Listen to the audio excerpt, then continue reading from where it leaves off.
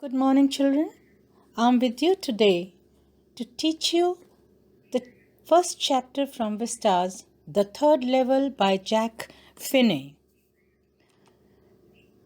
The Third Level is a science fiction by Jack Finney, and he was famous for writing stories which were related to science.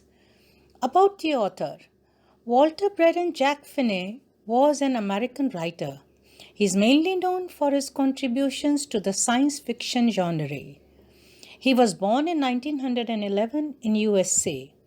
His most popular novels are The Body Snatchers and Time and Again. Although throughout his career, he published nearly 50 novels that encompass the noir, that is the genre of crime films or fiction, thriller, and comedy genres. A little bit about the Body Snatchers. In this picture, this novel, which was later on converted into a picture, he has shown that seeds fall from the space on the earth. They grow into plant-like pods, and then they lie beside a human being, taking exact shape of the humans. Thus, you have duplicate of all people. So students, if you want to watch his movies, kindly either read the novel or watch the movie, because he is one author who is going to blow your mind off in these days.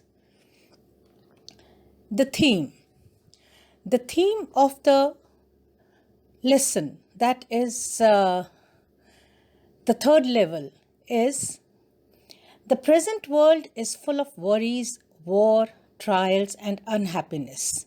Some people are unable to cope up with the pressures of life, so they try to find the third level, a world which is a figment of their imagination, where they can escape and find refuge from the worldly trials and tribulations.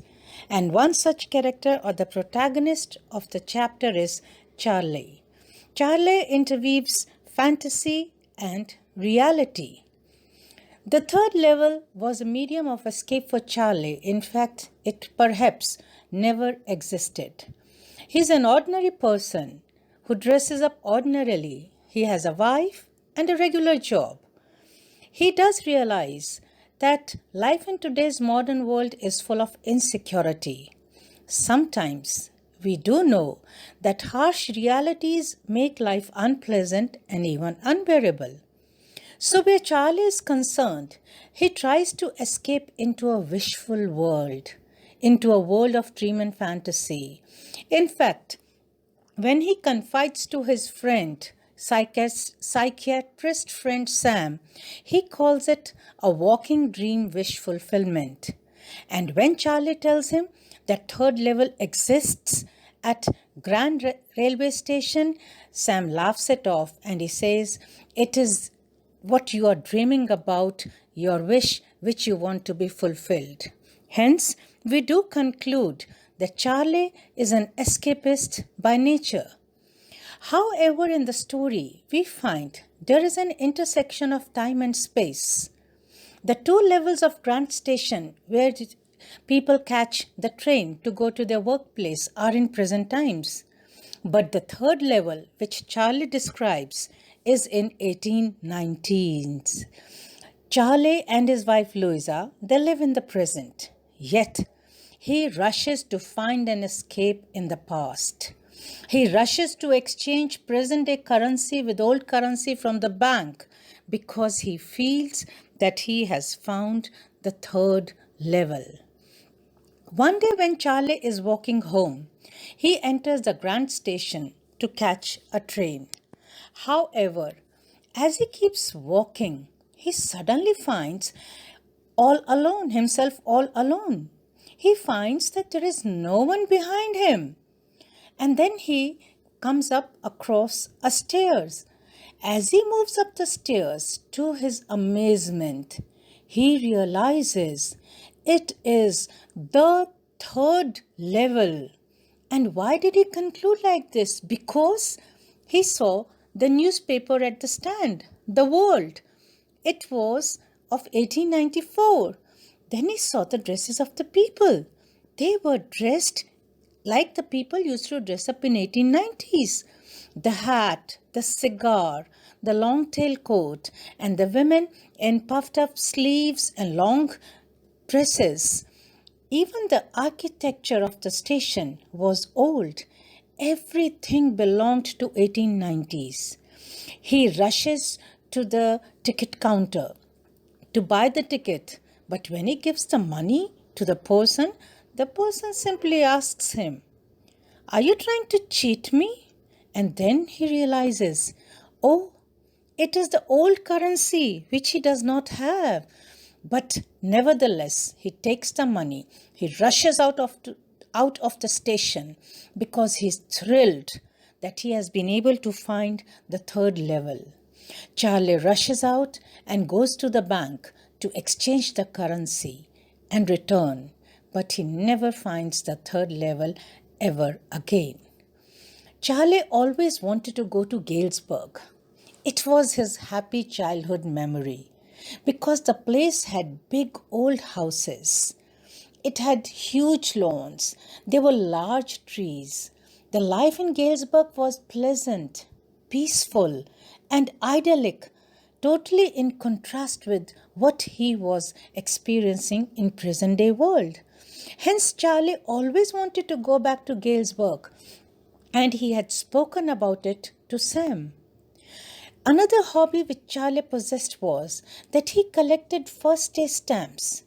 Moment the stamps were released, he would always buy them, stick them onto the envelope, and keep it with his collection. He had inherited this hobby from his grandfather, who was a very contented man. In such envelopes, one never writes letters because they are not meant to be posted. They are collector's item. So one day, as he was going through his collection of stamps, he has been very unhappy because he hasn't been able to find the third level. Suddenly, he finds a letter. The letter has been addressed to his grandfather and it was dated 18th July 1894. To his amazement, he realized it was sent by Sam, his psychiatrist friend Sam.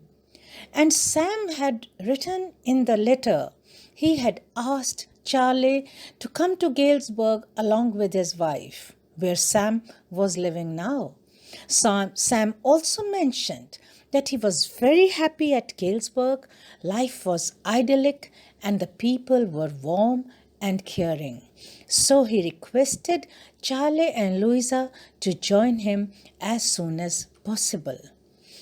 Now, at the end of the chapter, we do come to certain conclusions. Do you think that all this really happened? Do you think that Charlie found the third level? He literally went up the stairs, he found the people, he wanted to buy the ticket. Do you think that this all happened? Though we can say yes, it is possible because teleportation is possible. But as far as little logic is concerned, we would say that Sam's letter was a product of Charlie's imagination. Charlie was an escapist, so he found refuge in transporting himself to an imaginary place, virtually. Even the letter that was addressed to his grandfather and written by Sam maybe was written by him subconsciously, because he has been so overwrought that he did not even realize the difference between fantasy and reality. So we do sometimes shift ourselves into a make-believe world because we don't want to face the reality.